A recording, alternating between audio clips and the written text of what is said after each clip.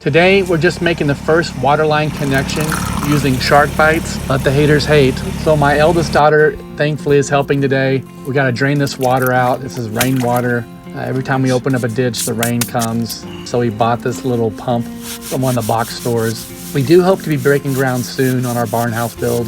We designed it and we plan to build it ourselves as well. Hopefully we can pull that off. We're just trying to keep the poly pipe out of the mud so we can cut this pipe and make the connection. This particular pipe cutter I've had for a while. It's a bit flimsy. So we're careful to measure and mark the insertion depth for the Sharkbite connectors. These are 1.5 inch connectors. There's the copper insert. We're just hammering in these copper inserts just to keep that poly pipe from collapsing, although this pipe is pretty rigid. It's popped in. Feels clean. Now we're going to insert this guy. We're using this Sharkbite T, so it's 1.5 inch by 1.5 inch by 3/4. It's got brass, so we're wrapping the brass fittings in the tape that they recommend to help slow down that corrosion. The Sharkbites have these O-rings inside, so we're hoping that they won't dry out and crack anytime soon. Let's make sure that's cleaned off underneath it. And we'll be keeping all our connections accessible. Our poly pipe that we're using is UV resistant, but we knew it'd be exposed to the sun for a little bit, so we covered it in some black trash bags. All right, now these are made to rotate as well, which is pretty cool. So I just have to hold it flat to the bottom of the pipe there and try to keep it square. This thing's broken, it keeps getting stuck.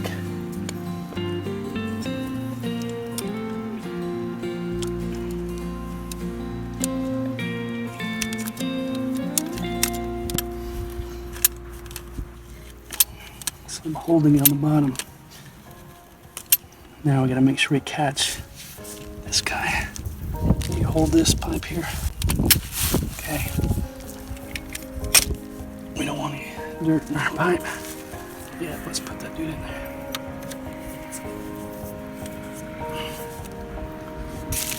Hammer. Put this over the end.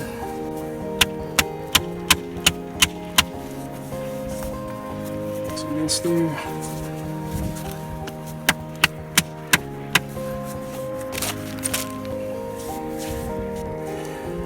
All right, having my boots fill up with water.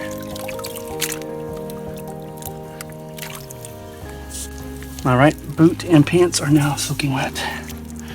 So I'm gonna try to bend this dude in.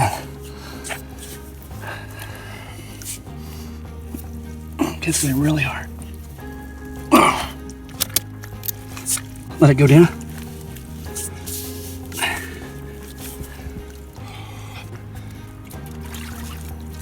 This out.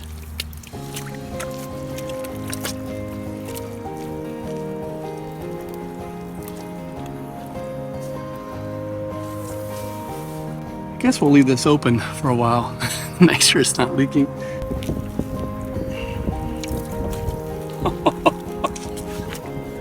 This is what happens when the boots wear out. But we got it. Big job. Never done it before. So we decided to just go ahead and hook up this ball valve, 3/4 inch ball valve, and then the backflow preventer there.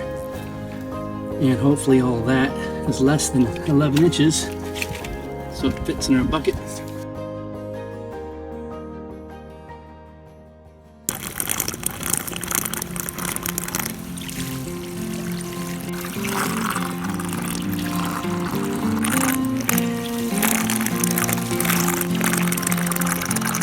Rain last night. And again, just to be clear, you know, follow your local codes. It's different everywhere you go. You actually want to go to your water company and they should have documents on what they allow in your area. We have a check valve at our water meter. The reality is you want to make sure that your water is safe to drink. And while we have the ditch open, we're running this 2-inch conduit as well for a future fiber run.